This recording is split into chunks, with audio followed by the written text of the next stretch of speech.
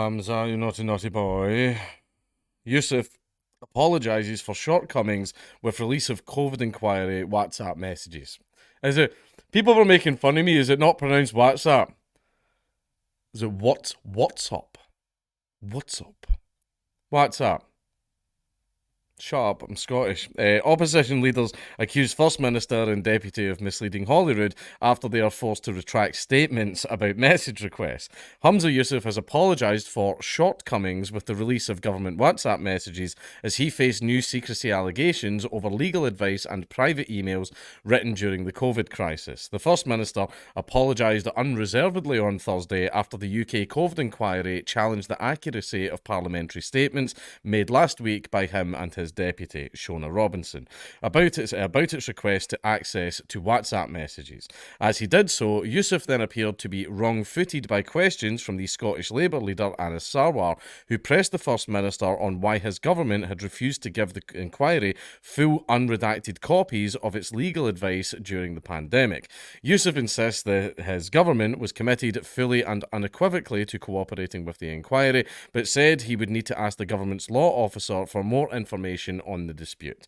The wider controversy erupted in late October after the inquiry's Scottish counsel, Jamie Dawson KC, publicly challenged the Scottish Government over its non-compliance with the inquiry's request for full access to all the government's WhatsApp messages. Now, what was it the government like to say to us? Nothing to hide, nothing to fear.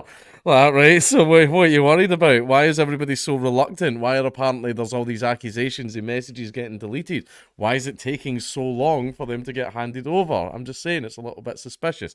It then emerged that Nicola Sturgeon, Yousaf's predecessor as First Minister, had allegedly deleted her WhatsApp messages, a claim she failed to deny. In an effort to respond to the inquiry's complaints, Robinson and Yousaf told MSPs last Thursday the first formal request for the WhatsApp messages had been issued by the inquiry in September. But that was incorrect. The inquiry's legal team contacted Yousaf's officials the following day, challenging his and Robinson's accounts. At the end of the parliamentary day on Wednesday, Robinson issued a written statement with a far more detailed timeline. That confirmed the inquiry had made repeated requests for their disclosure, which began with a draft request in November 2022. The inquiry then issued a formal request in February 2023, which it followed up later that month, in March and in June, so they've asked him multiple times to hand the messages over. Yousaf admitted his government had interpreted those requests too narrowly when it wrongly claimed the first request for those WhatsApp messages was made in September. That admission during a rowdy First Minister's questions was greeted with ridicule by opposition leaders. Douglas Ross, the Scottish Conservative leader, accused Yousaf of peddling these same false claims as his deputy. They have been caught red-handed in a cover-up, Ross added. They knowingly told this chamber statements that were false. Isn't it beyond doubt that Humza Yousaf and Shona Robinson misled this parliament? Yousaf rejected Ross's allegations and pointed to references in Robinson's statement to earlier initial requests from the inquiry. We don't fear scrutiny, Yousaf said. Governments are terrified of scrutiny. They are terrified of it. They absolutely hate it. What I absolutely fully accept is that as a government, we interpreted those requests too narrowly. I absolutely acknowledge the distress caused to the families that have been bereaved by COVID, and I apologise unreservedly to them. That's nice. Hand over the messages. Sawar said these disputes were further evidence that Yousaf was totally and utterly out of his depth, adding, hiding this crucial evidence is an affront to every victim of COVID, their families, and everyone who lived under lockdowns and closures.